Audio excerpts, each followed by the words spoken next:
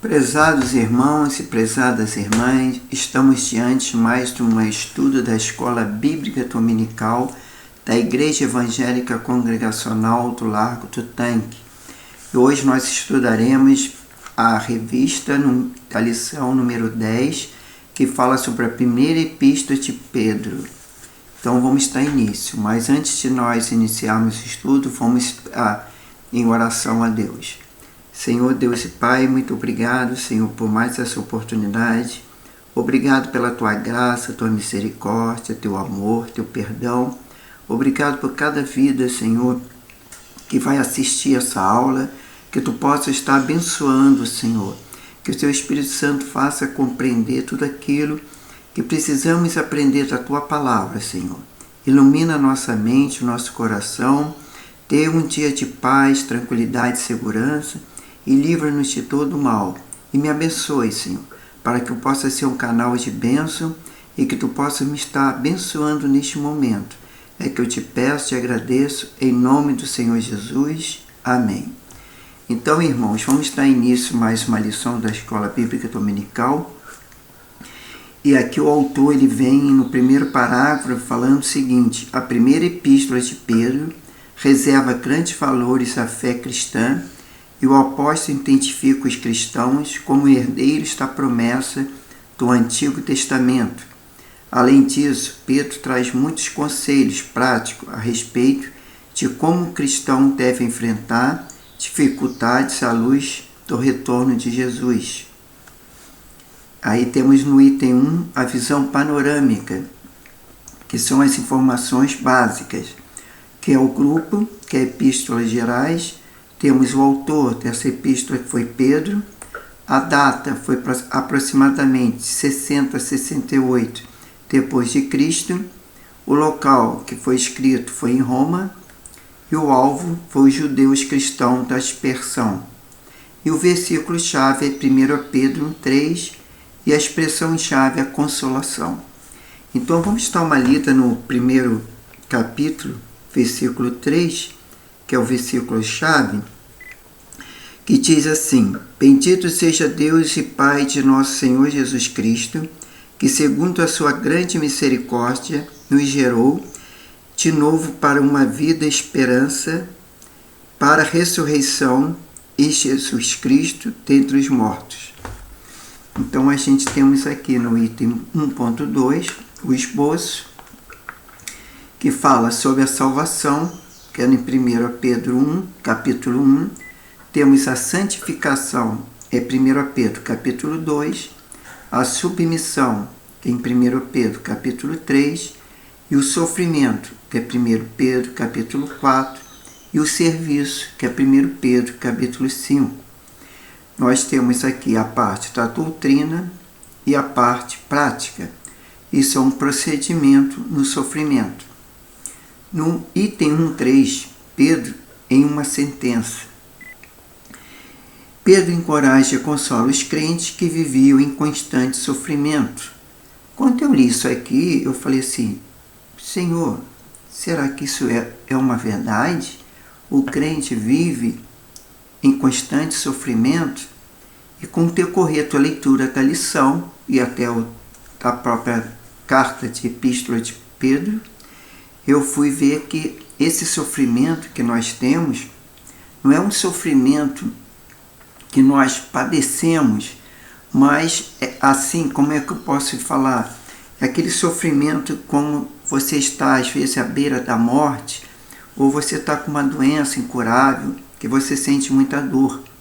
É um sofrimento de perseguição, é um sofrimento porque a gente tem aquele amor de Cristo pelas almas, temos que fazer a obra de Deus e somos muito perseguidos. Então a gente vê muita injustiça por parte dos homens, dos incrédulos, mas mesmo assim, isso vai nos mostrar em Cristo Jesus somos mais que vencedores. E no decorrer do estudo, nós vamos ver que vale a pena sofrer por Cristo. Entrando aí no contexto, que é o item 2, temos o 2.1, que é a autoria, que fala sobre a autoria da carta. O escritor foi Pedro, apóstolo de Jesus Cristo, levado a Cristo pelo seu irmão. André era pescador, mas foi chamado para deixar tudo e ser, entre aspas, pescadores de homens, fecha aspas, conforme Lucas 5, 1, 11.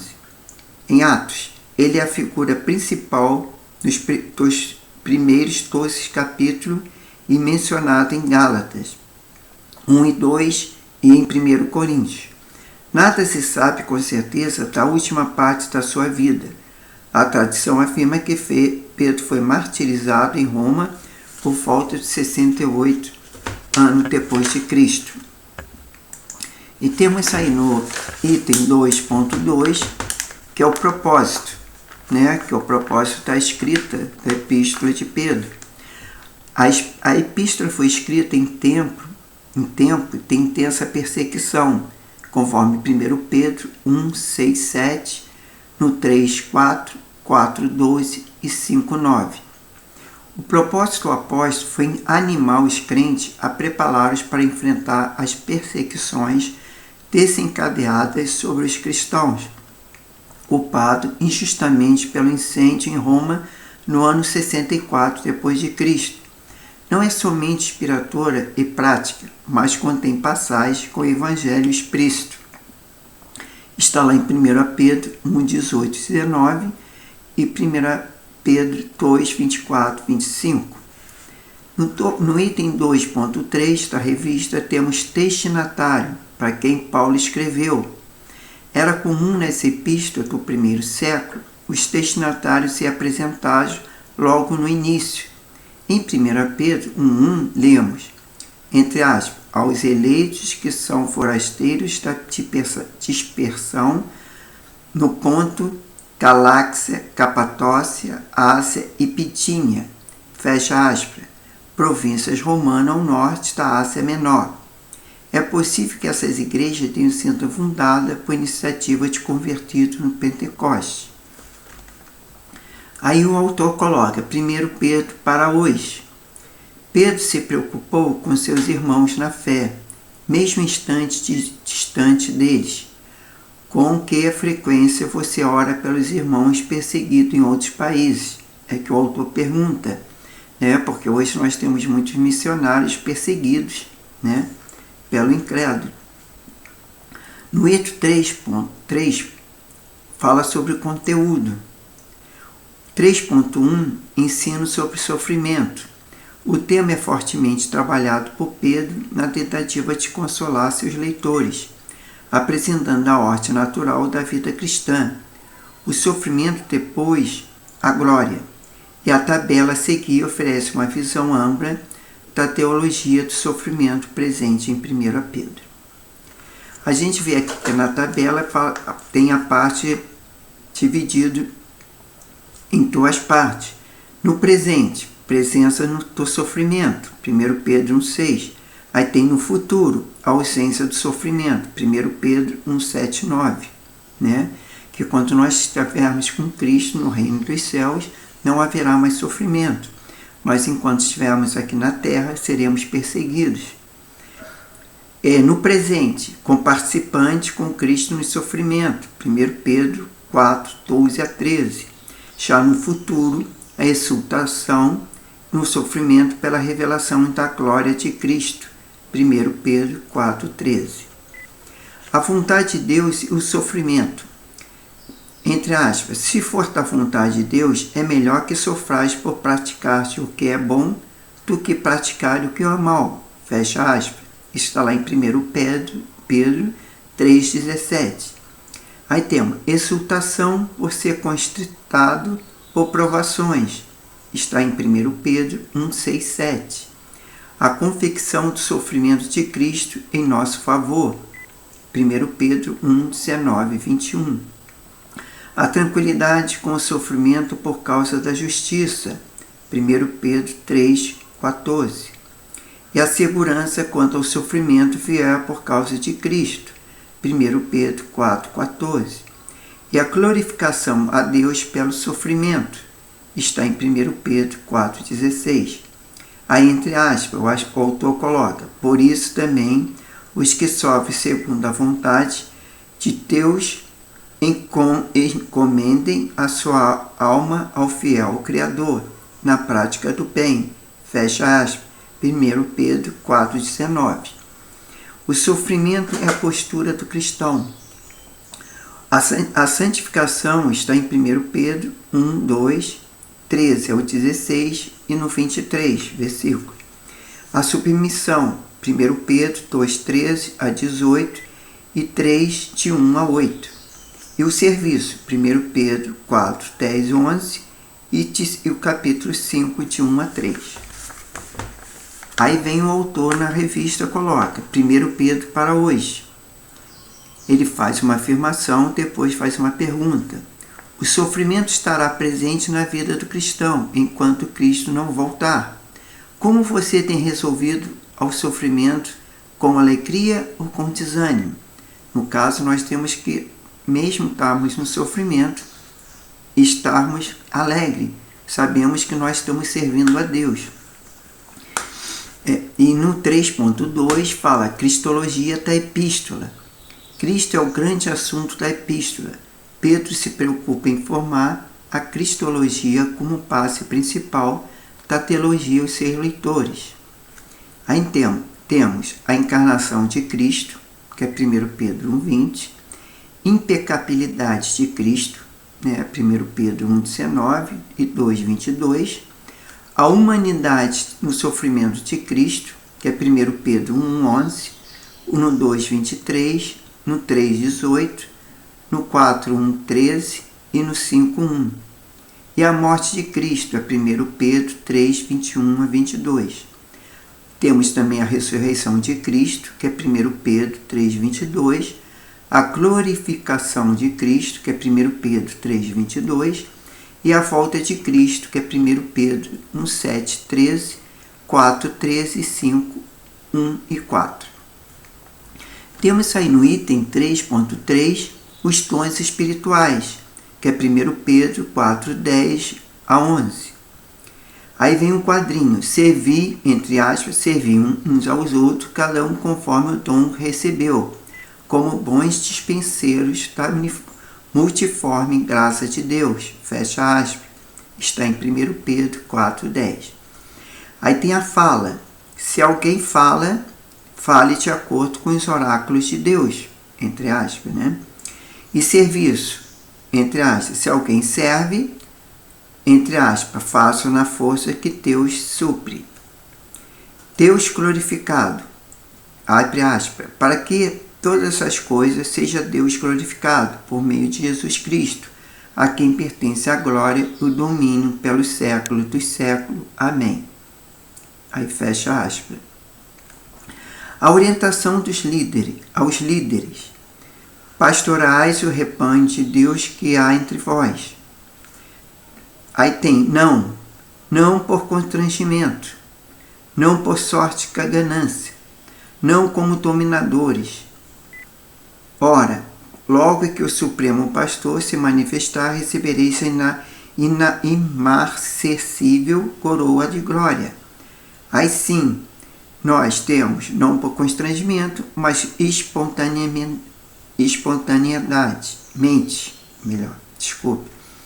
não por sorte e ganância, mas por boa vontade, não como dominadores, antes tornando-vos modelos do rebanho. Tá? No 3.5, ensino sobre a família. É significativa a palavra de Pedro em relação às mulheres, de maridos pagãos. 1 Pedro 3, 1, 6. No contexto da epístola, é notável que as mulheres não tenham muita voz dentro do lar. Assim, apresentando o princípio da submissão, Pedro instrui as esposas a se refletirem as ações de Cristo dentro do lar. Sem palavra, a semelhança de Cristo, está em Mateus 27, 12 e Marcos 14, 61. Elas ganhariam, pelo proceder, o marido. Pedro ainda instrui os maridos em relação à mulher, que é 1 Pedro 3, 7. No item 3.6, temos síntese da epístola. Após as saudações, que é 1 Pedro 1 e 2, Pedro louva a Deus pelas bênçãos da salvação, lá em 1 Pedro 1:3-12. Chama os leitores para uma vida de santidade, amor e crescimento espiritual. 1 Pedro 1:13, 2 e 10. Segue-se a exortações sobre a vida prática como cidadãos, servos, mulheres e maridos, trata sobre a fraternidade e a pureza. 1 Pedro 2:11 e 4:11. Pedro mostra as consolações daqueles que sofrem por amor ao nome de Cristo. 1 Pedro 4:19 e dá conselhos sobre os defeitos dos ministros, que é 1 Pedro 5:4, 1-4. Faz referência à humildade, submissão e vigilância. 1 Pedro 5:5-11. Termina enviando saudações e proferindo bênção. 1 Pedro 5:12-14. Então, notemos que essa epístola de Pedro ela tem 5 capítulos. Aí vem aqui o autor coloca 1 Pedro para hoje. Também eles apenas fazem uma afirmação. A primeira epístola de Pedro é um excelente manual de combate pela fé e perseverança diante da luta. Aplique seus ensinos na vida diária e verá Deus agindo em você. Quer dizer, temos que aplicar os seus ensinos para que podamos ver Deus agir. E temos a conclusão, entre aspas, Pedro deixa claro que uma vida marcada por sofrimento também é fruto da graça de Deus. 1 Pedro 5:12. E que mesmo em meio de tais conflitos, todos que estavam em Cristo poderiam desfrutar da sua paz. Isso está lá no Foco e Desenvolvimento do Novo Testamento, na página 532. O exame dessa epístola só fará diferença se o conteúdo for praticado no dia a dia. Nós temos aí o que o autor coloca: leia, reflita e decida durante a semana. E na segunda-feira nós temos 1 Pedro 1:1-9, que fala sobre o plano de Deus é perfeito. Creia nessa verdade, está afirmando. Na terça-feira, 1 Pedro 1:13-25, Deus exige santidade de seus filhos. Aí tem a pergunta: você tem buscado santidade pessoal? Na quarta-feira, 1 Pedro 2:9-10, Deus estabeleceu as qualidades do seu povo, as quais as implicações para a sua vida. Está perguntando. Aí, quais as implicações para a sua vida? Na quinta-feira, também temos, ela em 1 Pedro 2:13-17, a sujeição às autoridades e obediência a Deus. Sujeite você também. Na sexta-feira, 1 Pedro 3:1-7, Deus define os deveres dos cônjuges. Você pode praticá-las, né? E no sábado, 1 Pedro 4:7-11, Deus concede dons aos seus filhos. Quais são os seus dons? Ele pergunta. Domingo, 1 Pedro 5:1-4, Deus exige excelência no ministério. Aí pergunta: você é excelente no serviço a Deus? Tá? Então essa foi. Agora eu queria falar sobre a questão do sofrimento, na questão da epístola, um breve resumo que nos traz essa epístola de Pedro, que diz que a primeira carta de Pedro é uma fonte de consolo para os dias sombrios, um bálsamo do céu para os que caminham pelo vale escuro da vida e um tônico espiritual para os que sofrem injustiça e são fuzilados pelo vendaval da perseguição. Pedro escreve para os cristãos perseguidos, desterrados e espoliados na Ásia Menor. Mesmo perdendo suas casas, suas terras, seus bens e sua liberdade, esse povo caminhava com os pés no vale, mas com o coração no céu. Mesmo suportando o fogo da perseguição, esse povo era inundado de uma alegria indizível e cheia de glória. A alegria do povo de Deus não provém de riqueza deste mundo, nem de reconhecimento da autoridade. Ao contrário, essa alegria é a despeito das perdas e da perseguição. Não é uma alegria fabricada na terra, mas derramada desde o céu. Não é uma alegria produzida pela prosperidade material, mas o resultado da herança celestial. Pedro mostra que a herança da vida eterna desemboca numa vida santa aqui e agora. O povo de Deus é chamado para expressar no mundo o caráter santo de Deus, a quem serve. A igreja é o povo eleito de Deus, o santuário de Deus, as pedras vivas do santuário. A igreja é um reino de sacerdotes e ao mesmo tempo de rebanho de Cristo. Uma das ênfases mais importantes dessa epístola é a atitude humilde, referente e submissa com que a igreja deve se portar-se no mundo. Devemos ser submissos a Deus e à sua autoridade constituída. A submissão deve estar presente no ambiente de trabalho e também na família. A submissão dos cristãos à liderança da igreja e o pastoreio exemplar dessa liderança são um destaque dessa missiva apostólica. Deus resiste aos soberbos, mas dá graça aos humildes. No reino de Deus, ser grande é servo de todos. O apóstolo Pedro deixa claro que a vida cristã não é indolor. O sofrimento faz parte da jornada do peregrino rumo aos céus. A cruz procede a coroa e o sofrimento o prelúdio da glória. Aqui somos estrangeiros e foragidos. Não temos pátria permanente aqui. Não temos residência fixa aqui. Estamos a caminho de nossa pátria celestial. Nossa pátria está no céu. Nossa herança imarcessível está no céu. Nessa viagem rumo aos céus, teremos que suportar o fogo da perseguição. Da mesma forma que o mundo odiou a Cristo, também nos odiará. Esse fogo, porém, só pode queimar nossas amarras. Esse fogo só pode depurar-nos, mas não nos destruir. Estamos seguros nas mãos daquele que criou o universo, e Ele é poderoso para nos livrar, nos fortificar e nos fundamentar. Ele é o Deus de toda graça e vivemos nele, somos dele e caminhamos para ele. Amém, irmãos? É isso que eu terei que deixar para os irmãos. Não podemos desanimar.